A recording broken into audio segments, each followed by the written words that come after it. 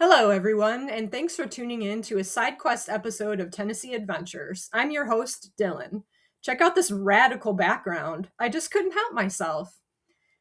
I have mentioned many times during the Tennessee Adventures videos that Amanda and I have a side business that we recently renamed and rebranded. It's called Neon Zebras. It's not tax ID registered, no LLC or anything like that, but it's just what we do for fun. One part of that business includes custom color and custom sized decals. I think it's important to go over decal basics and directions for applying decals in this video, so thanks for tuning in.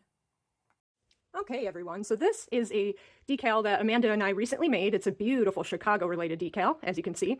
So just a couple of things before you even consider applying your decal. I just want to go over a few key things. So as you can see, the decal, a lot of people think that it's, pretty straightforward. It's a sticker, you just peel it off and you throw it on. The decal is a little bit more complicated than that, and that's exactly why we're doing this video.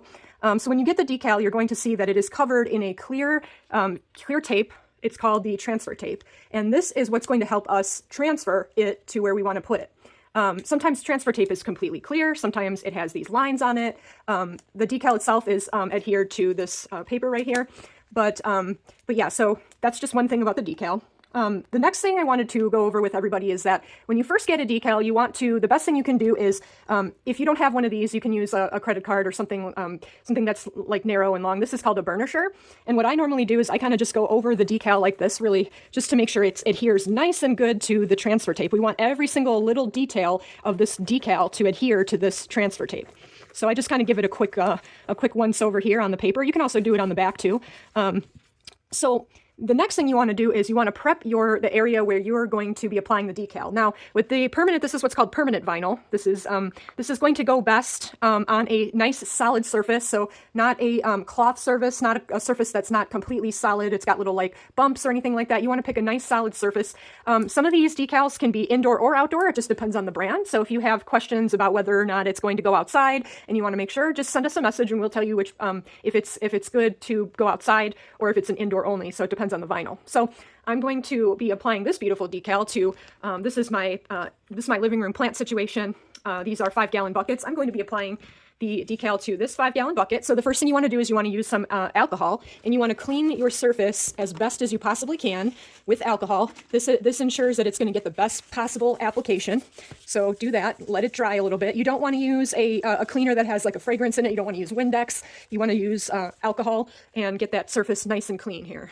Okay, so now once our surface has dried, we are ready to apply our decal. So the first step to applying your decal is you want to peel back the transfer tape, and you want to try to do it nice and slow, and you want to make sure that every detail on the decal is adhering to the transfer tape. So sometimes what could happen is the decal might not transfer properly.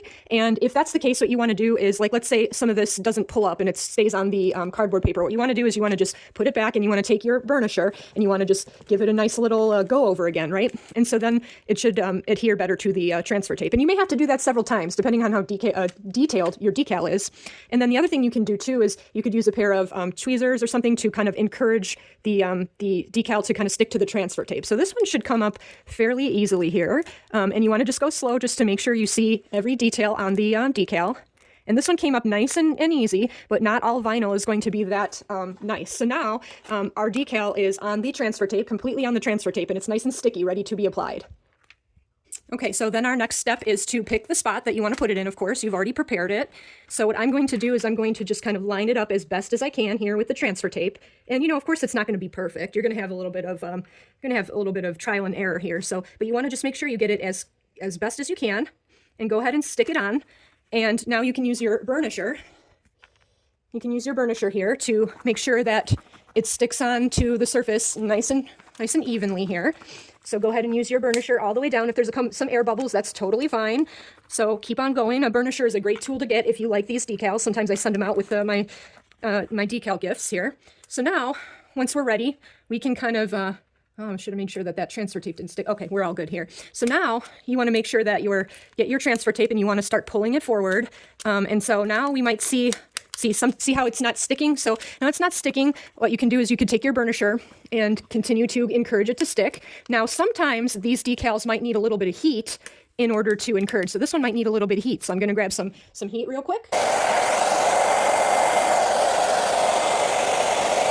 Use my burnishing tool here.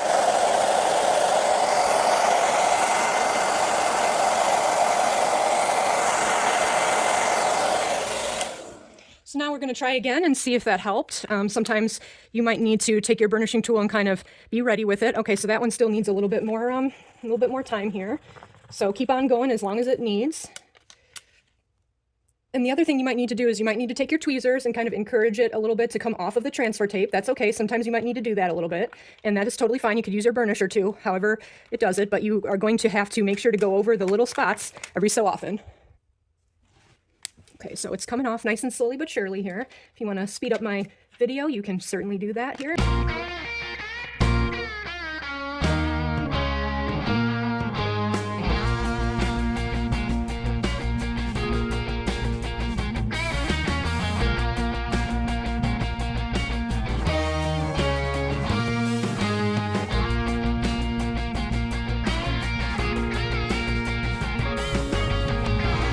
Voila!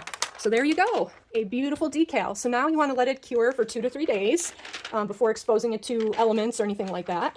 And there you have it. DM me with questions. If you enjoyed this riveting video, follow me on social media. It's full of more fun, including my side quests and Ehlers-Danlos syndrome awareness. Stay tuned for more adventures.